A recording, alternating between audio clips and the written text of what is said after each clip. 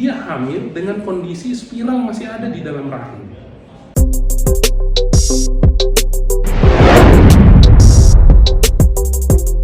Halo Mams, saya Dr. Tony Simarmata, SPOG.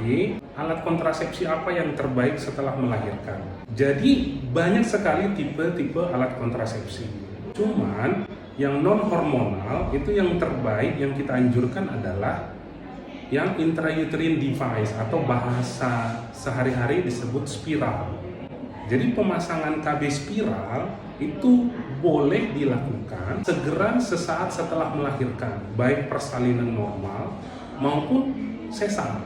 Jadi kalau pada saat persalinan normal di mana dilakukan tindakan itu boleh langsung dipasang. Contoh misalnya persalinan dilakukan di rumah sakit, boleh segera dipasang oleh dokter atau bidan di rumah sakit. Begitu juga di klinik yang memang bidannya sudah terlatih untuk memasang KB spiral, boleh langsung dipasangkan spiralnya. Nah, kalau dia lahiran secara sesar, pada saat bersamaan dengan operasi itu, ketika bayi lahir dan plasenta lahir, dokter SPOG-nya akan langsung memasangkan spiral di rahim pada saat operasi sesar tersebut berlangsung. Nah, yang jadi masalah tidak hanya di sini atau di beberapa tempat yang lain juga adalah bahwa setelah dipasangkan KB spiral, yang jadi masalah adalah si ibu, moms itu, para ibu itu tidak kontrol lagi. Nah, yang kita anjurkan adalah begitu dipasang KB spiralnya, tetap harus kontrol. Yang pertama sekali kontrol adalah misalnya di 40 hari atau 1 bulan pertama, kemudian di 3 bulan, baru kemudian per 6 bulan selanjutnya. Apa gunanya kontrol pasca pemasangan KB spiral? Adalah untuk mengetahui efek samping. Karena efek samping KB spiral itu ada banyak. Di antaranya yang paling sering adalah spotting atau perdarahan yang kemudian bisa juga nyeri panggul. Nah, itu akan di anamnese dan diperiksa oleh dokter. Nah, sebaiknya kemana pemeriksaannya? Ke dokter kandungan.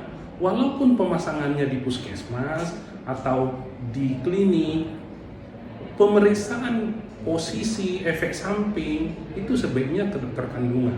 Kenapa? Karena kadang-kadang posisi dari KB spiralnya bisa bergeser, tidak berada lagi di posisi yang tepat, sehingga dokter kandungan akan melakukan pemeriksaan USG, melihat posisi spiralnya di dalam rahim, apakah masih tepat di posisinya atau tidak. Kenapa? Karena ada saja kejadian yang tidak diinginkan adalah yang pertama, perubahan posisi dari spiralnya. Kemana yang paling ditakutkan adalah spiralnya itu miring, dan yang paling ditakutkan adalah jebol. Rahim itu bisa tembus oleh spiralnya dan bisa lari kemana-mana di dalam perut kita ini, bisa ke usus, bahkan bisa pernah sampai ke dekat ke paru-paru. Nah, itu gunanya untuk kontrol ke dokter kandungan supaya di USG spiralnya, posisi spiralnya. Nah, ada juga kejadian yang pernah terjadi adalah posisi spiralnya turun ke dekat mulut rahim, sehingga pada saat berhubungan dia bisa tetap terjadi kehamilan, padahal spiralnya masih di dalam rahim, hanya karena perubahan posisi sehingga dia tidak efektif lagi untuk mencegah kehamilan. Nah, saya beberapa kali ketemu sama pasien-pasien yang seperti ini, dia hamil dengan kondisi spiral masih ada di dalam rahim.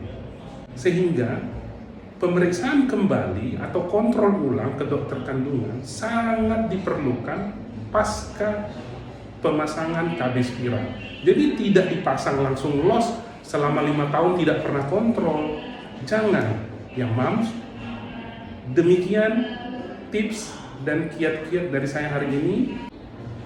Ya, kalau ada pertanyaan seputar pemasangan KB spiral pasca lahiran ini, boleh ditanyakan di komentar ya, nanti akan kita jawab. Terima kasih.